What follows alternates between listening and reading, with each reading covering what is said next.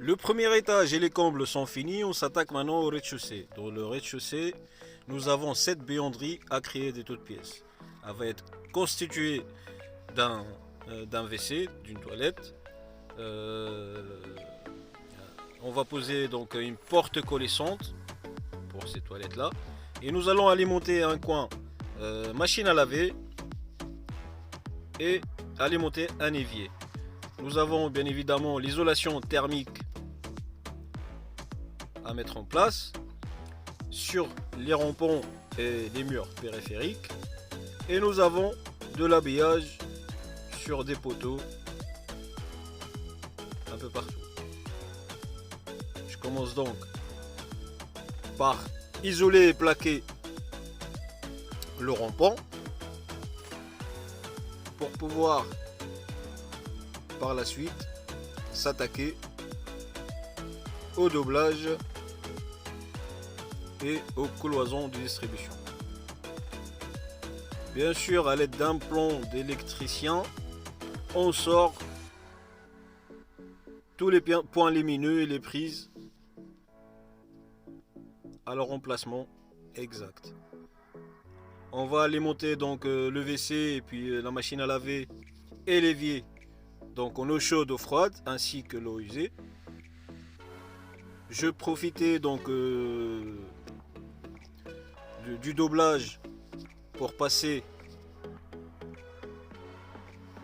mon PVC donc à l'intérieur qui soit encastré.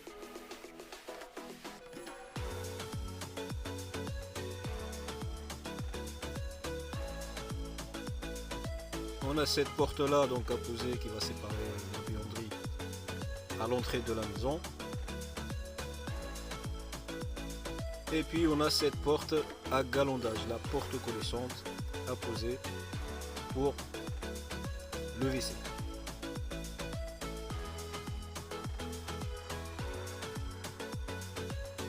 On l'installe, on la pose bien de niveau, on plaque d'un côté, on laine et on plaque de l'autre côté.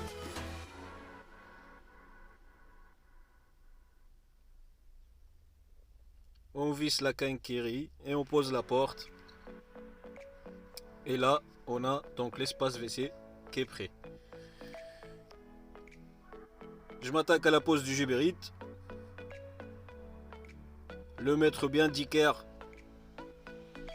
parfaitement donc perpendiculaire par rapport aux deux cloisons. Je l'alimente en eau chaude, en eau froide. Je le visse, je le fixe bien donc de niveau. J'isole et je plaque. J'installe ma cuvette, je mets l'eau en marche et je le teste plusieurs fois pour s'assurer du bon fonctionnement. Une fois que ça c'est fait, donc un coup de grattage pour le sol. On applique une secouche et on applique donc un réagréage pour le sol. Pour avoir un sol droit sur lequel je vais devoir poser du carrelage par la suite.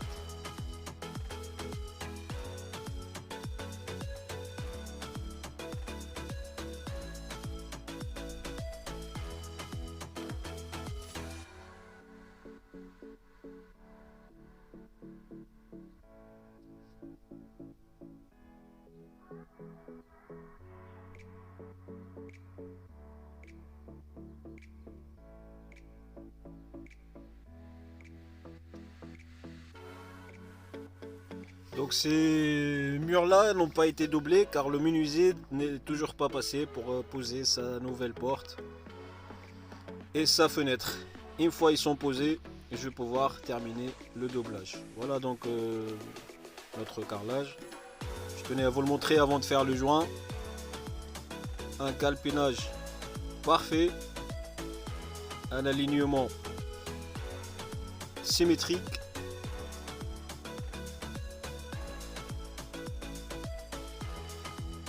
Et bien sûr, quand on a posé nos portes, on a laissé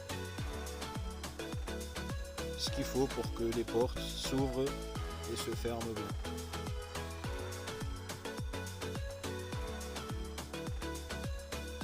On s'attaque au joint.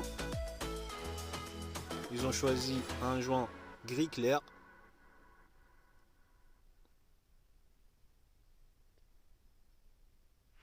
Le menuisier il est passé, il a posé sa fenêtre et sa porte, donc je vais pouvoir finir ce petit bout de doublage là. En parallèle, on fait sortir nos arrivées d'eau et nos prises électriques.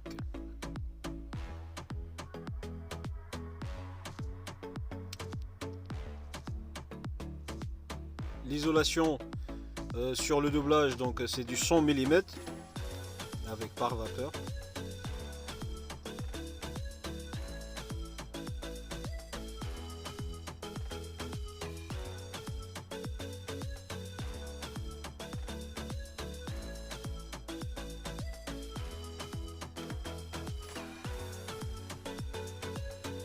Une fois que ça c'est fini, je vais pouvoir m'attaquer au poteau qu'on devait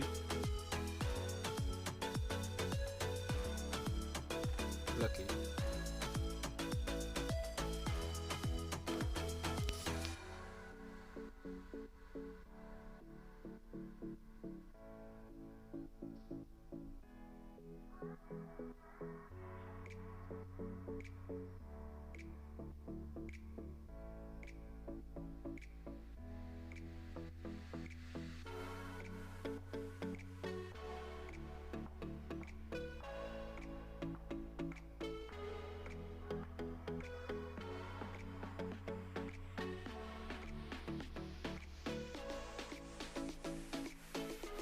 Une fois que tout le placo est terminé, on s'attaque aux bandes.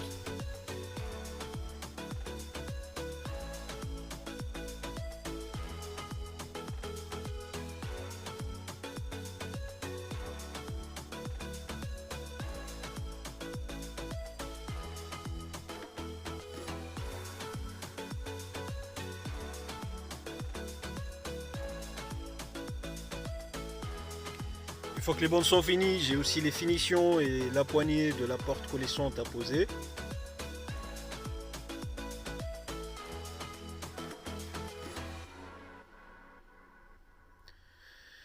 Et le tour à jouer. Donc c'était au client de faire ses peintures au fur et à mesure, lui-même, tout en habitant dans la maison. Venez, on va faire le tour pour voir ce que ça a donné à la fin.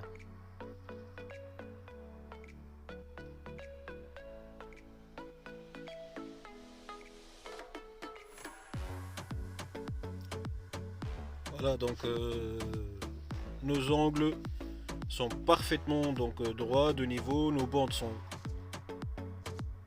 fins et bien faits. La porte à coulisse comme il se doit, elle ouvre et elle ferme comme il faut.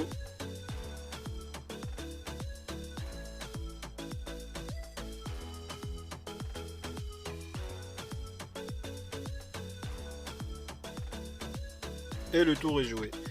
Suivez-nous donc pour la prochaine vidéo, il va s'agir du séjour. Merci.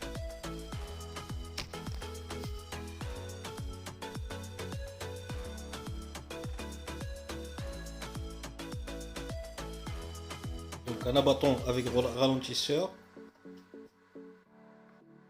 Un réservoir avec 2 volumes d'eau, donc un petit bouton poussoir pour 3 litres et le grand bouton poussoir c'est pour 6 litres.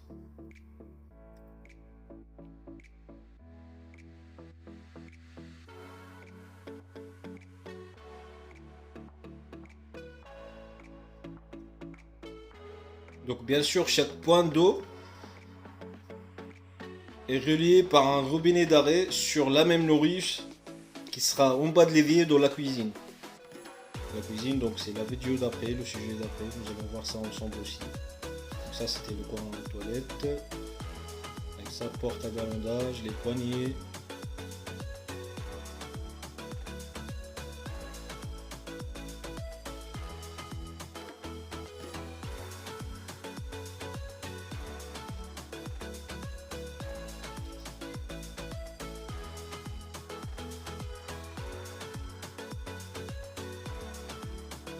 Et là, c'est les attentes machine à laver, alimentée avec de l'eau froide, raccordée aux eaux usées. Et là, c'est la partie évier, donc raccordée, alimentée avec eau chaude, eau froide.